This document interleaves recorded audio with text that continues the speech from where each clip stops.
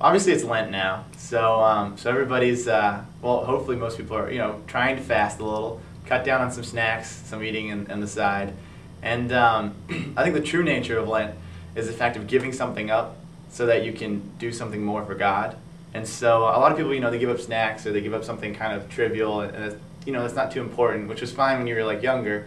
But like if you really want to embrace the Lent season, you give something up so you can pray more, or you give up, playing video games so you can go out and help at a shelter for a couple of hours, or you give up, some kind of, something that means something to you so that you can add God to that and learn what it's like to not have that in your life. And so so that tradition is really good. It's really strong to have.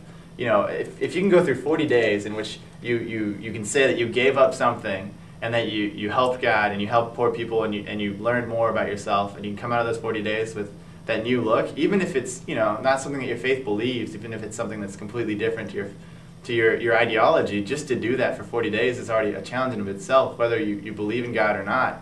Like, that's just a good thing to just help the world and make people, make the place where you live a better place. I think one of the biggest things of the Catholic Church is that its ideology and its belief system, because we have the Catechism and we have several books that tell us, exactly what the Catholic faith believes.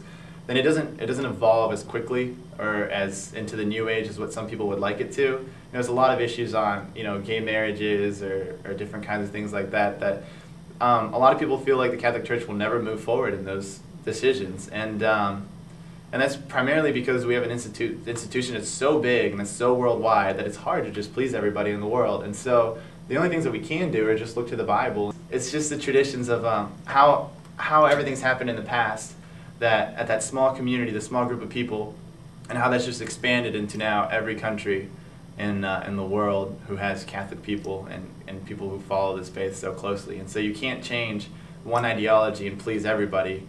You can't change one kind of, one small belief and have everybody accept it, because, who knows what the Australians are going to be doing versus what, the Americans are doing here. It's different ideologies, different belief systems in the culture itself.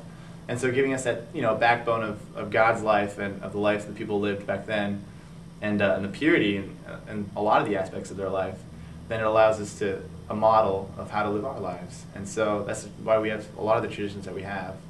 Is because we believe that Jesus is the model life that we should live, and the way that he lived is how we should live too.